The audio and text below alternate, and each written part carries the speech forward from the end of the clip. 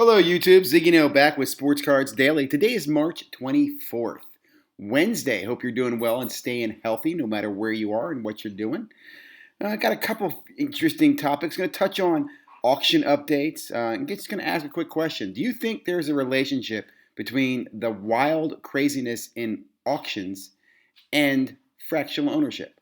I think yesterday Golden Auction said they did more in the first quarter of 21 than they did in all of 2020. In auction business. I'm also going to take a look at what happened with Panini basketball and hit a few other interesting highlights. Let's go ahead and just jump right in. So here's a little bit of information on Sports Collectors Daily. I mean, a lot of the news is auction information. This is selling for that, that's selling for this. Nothing super exciting I wanted to bring your attention to, but auctions really are driving attention on a daily basis. So my question is, if you go over to the auction sites, you got Dibs, you've got Collectible, you have Otis and Rally Road. There's probably others. All of these we notice are advertising sports cards. I will tell you, I have not used Otis, Rally Road, or Collectible, but I have used Dibs. And I'll say this: it was easy to use. It seems fun. It's cool. But my thoughts on it are, I think this is our canary in the cave. I think that not that the canary's dead yet, but this is the canary. When these products start dropping, that's a concern. I'll talk more about that probably in a later video, but I did want to just ask some questions, your thoughts. Don't you think there's a direct correlation that basically the reason these auctions are going for so much is because these guys are flipping it and selling fractions of this back to the masses who are paying for it, right? We'll buy it, sure. I don't think we're questioning it. Let's get into some other quick content. Topps has been in the news lately. A few things. First of all, let me just again applaud Topps. They do print runs. They put odds on their pack. Things that Panini doesn't do. They did a print run video here on Project 70, a welcome back Mickey Mantle video, which caught my attention, and there's the follow-up to Mike Trout signs the long-term deal. I made a comment earlier about this. I actually think him signing is not good for the hobby. I'll be honest. Not good for the hobby. And I don't mean this in the wrong way. I don't want to bring this up in the wrong way, but if I look back at the Kobe time, okay, before Kobe's passing, Kobe's autograph in basketball was probably one of the most watered-down autographs in the hobby. It was in every product. You knew he was in every product because he had a license with them. And Kobe autographs sold for about $100. That was about the going rate. That's where I see Mike Trout autographs. They're going to be about $100, which isn't terrible, but I just think he's diluting the value of the collector in the market. And I don't know. I don't see this as good for the hobby at all. And the Mickey Mantle, I want to know more about this. How did Mickey come back? Because what I was told was Mickey's family had licensed Mickey Mantle to Panini. So did that license change? Did that something open up? I say that because Topps is coming out with that Lawrence set. So is Topps pushing back? Are they finding ways around Panini? I mean, if so, hey, I kind of like that. I want some backstory on that. Anybody know? I'd love to hear more. Here's another video I want to quickly share. Top Shot weekly updates. Look, whether you're in Top Shot or not, I will say I've watched a lot of videos. Most of them, and I don't mean this, again, in the wrong way, just don't add value, right? They're just people guessing. I think Series 1's great because there's only 5 of the Series 1 versus Series 2. Yeah, whatever. What I like about this lady, Jennifer, is she gives you a great breakdown here. She tells you what the moments are going for. She tells you, like here, she tells you about this new rule that you have to hold moments for 7 days where you can gift them. She gives you a breakdown. Like, she just very concise, talks about what's for sale, what some of the top sales are. Anyway, if you're in a Top Shot, I do recommend her channel.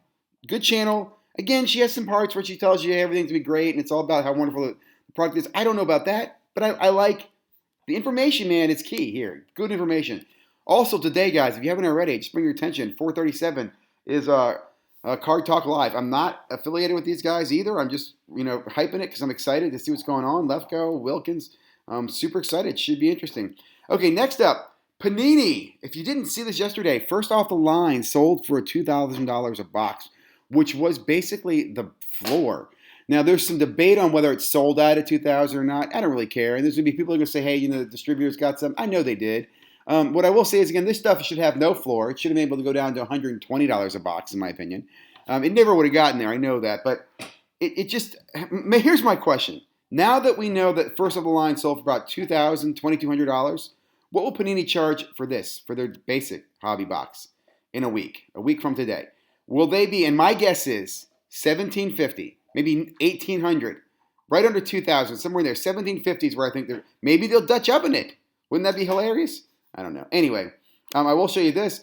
The first of the line is already on the market, and there's a few. Now, again, you can't see the sale price. Best offer was accepted. Here is one that best offer is $3,000, which I think is interesting because, like I said, we saw it go under $2,000. Now, I could imagine you missed it, and you decided, hey, I'm gonna buy it for $3,000. I just want to get a box. Maybe that happened. Again, just bringing your attention to you're gonna always have people flipping this stuff, no matter what. That I think was the highlight of what I wanted to get to today. I will just give you a quick snapshot.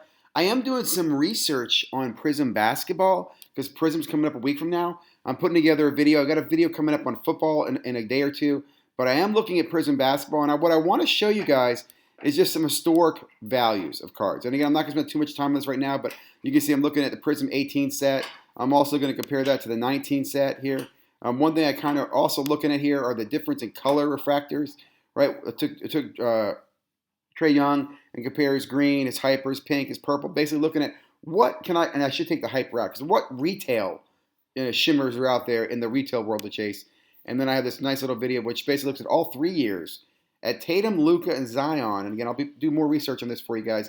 But it compares, and here's what I really like. This ratio capability, man, I don't work for market movers. I love this freaking tool. No tool's as good as this tool. It breaks down, tells me, look at these ratios. Here's a raw to silver on Luka's, and that's showing me base, and that's showing me a silver, right? So silver is basically 4x, the raw is 3. I look at Zion, it looks like about the same, 3.7 and 5. So I'm seeing that as time goes on, right, those ratios are pretty much in line, which is interesting, right? So LaMelo, when you think about LaMelo, his ratio should be somewhere around the same. 3, whatever the raw is, should be 3 times in a PSA 10. 4 times in a PSA 10 from the silver. Let's see if that happens.